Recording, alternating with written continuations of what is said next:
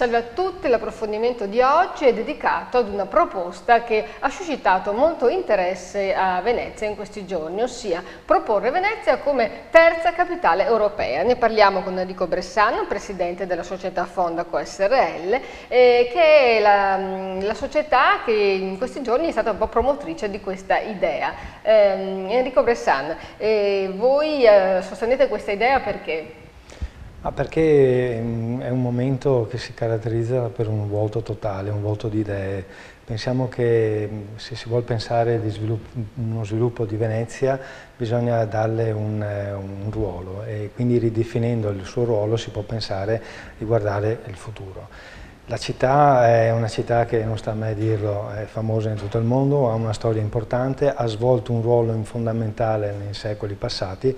Penso che in questo momento delicato di grande sviluppo e di grandi cambiamenti la città possa essere quel ponte verso l'Oriente e anche verso i paesi del Mediterraneo, aree molto calde e dove ci sono dei grossi problemi da risolvere. Ecco, diciamo che far arrivare funzionari dell'Unione Europea qui a Venezia significa portare forze vivaci, famiglie giovani e riempire una città che sta morendo. Io su questo scetticismo di una città che sta morendo dico sempre basta andare un po' in giro e vedere anche grandi capitali che stanno veramente morendo, hanno grandi difficoltà.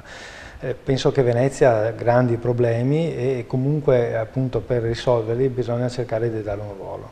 Quindi nel momento in cui si pensa che questo ruolo può essere ricoperto, abbiamo aree come l'Arsenale che possono benissimo accogliere una sede di rappresentanza che poi non è soltanto una sede a livello culturale o un'agenzia, ma potrebbe essere benissimo quel ruolo, quel punto di riferimento anche per tutto il manifatturiero, per tutta la creatività, le imprese. Quindi diciamo che le aree come appunto una grande area come l'Arsenale, Venezia è piena, bisogna far tornare la gente o far vivere la gente in un altro modo, bisogna soprattutto alzare la qualità dell'offerta e questo secondo noi potrebbe essere il modo migliore, perché comunque a Venezia, io penso che un funzionario che lavora a Bruxelles o che lavora a Strasburgo, se gli si dice vai a lavorare a Venezia, penso che venga anche a piedi molto probabilmente. Certo, l'idea a chi è piaciuta in città?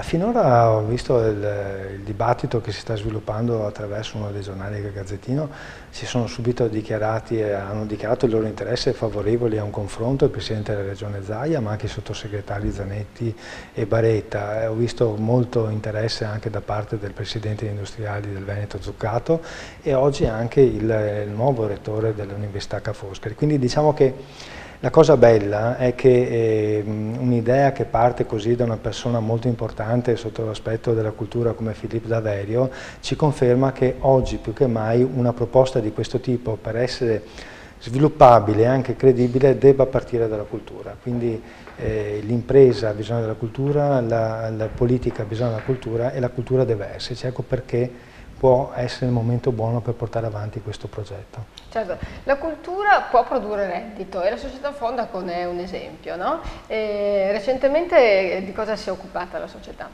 Sì, noi pensiamo che con la cultura si può e si deve mangiare, perché comunque la cultura rappresenta la nostra storia, le nostre fondamenta. Non parlo soltanto per Venezia, ma per tutto il nostro paese.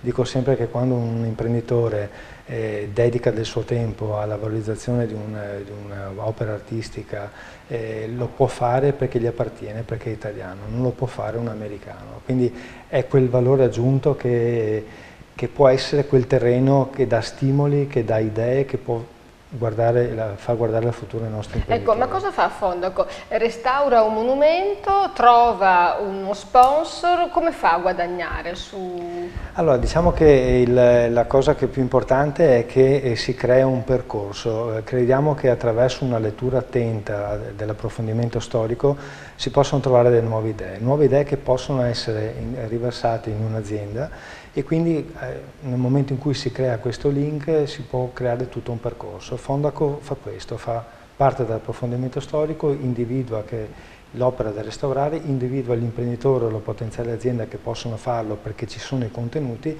e porta l'azienda ad avere tutto un percorso di comunicazione, di un rapporto con le istituzioni, fino anche a realizzare dei prodotti commerciali, quindi Anche in questo caso qua l'azienda, cimentandosi su una lettura della storia, può trovare quello stimolo per proporsi al mercato con un prodotto attuale. Vabbè, sì, un'idea insomma per tanti ragazzi che in questo momento cercano lavoro. Grazie Enrico Bressani.